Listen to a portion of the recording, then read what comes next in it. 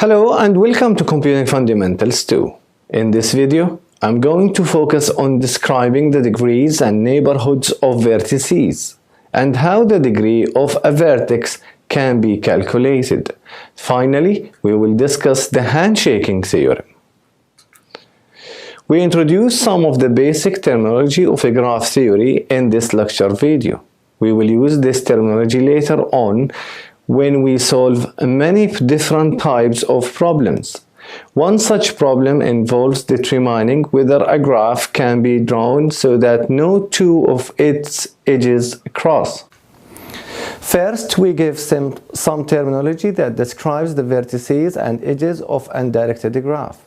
By definition, two vertices U and V in undirected graph are called adjacent or neighbors. In G, if U and V are endpoints of an edge of G, such an edge E is called incident with the vertices U and V and is said to connect U and V. We will also find useful terminology describing the set of vertices adjacent to a particular vertex of A in a graph. The second definition is going to describe the neighborhood relationship. The set of all neighbors of a vertex V of G denoted by the function n of V is called the neighborhood of V. If A is a subset of V, we denote by n of A the set of all vertices in G that are adjacent to at least one vertex in A. To keep track of how many edges are incident to a vertex, we make the following definition. The degree of a vertex in an undirected graph is the number of edges incident with it, except that a loop at a vertex contributes twice to the degree of that vertex. The degree of vertex V is denoted by the degree of V. So let us take an example. What are the degrees and what are the neighborhood of vertices in the graphs G and H displayed in figure 1? The answer is, in G we have a degree of A for node A equal to 2. That's why, because A is connected to F and is connected to B. Now the degree of B equal the degree of C equal the degree of F, and those equal to 4. But the degree of D equal to 1. But for example, in graph G, the degree of G equals 0 because G is not connected to any other node. The neighborhoods of these vertices are, for n of A, we call it the neighborhood of A, is the subset B and F. So on for node of C, we have n of C equal the subset B, D, E, and F. In a graph H, we have degree of A equal to 4 because A is connected to 4 another nodes.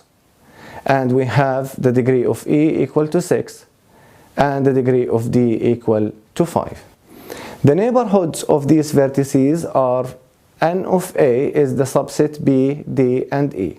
But there is something we need to notice about node B, where the neighborhood of B equal the subset A, B, C, D, and E.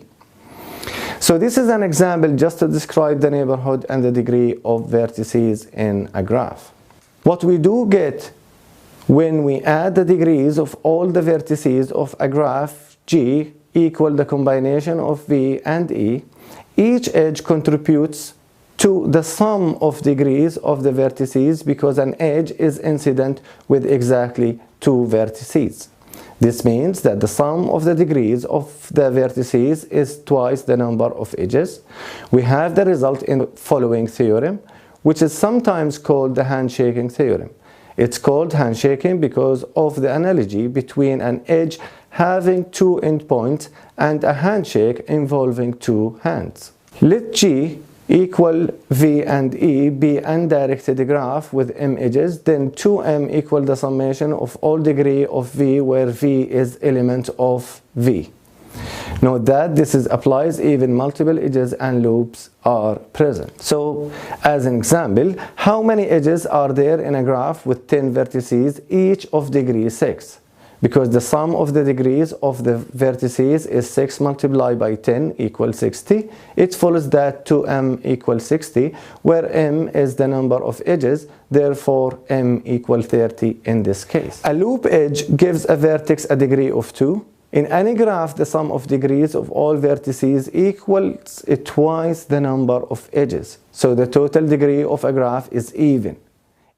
In any graph, there are even number of vertices of odd degrees.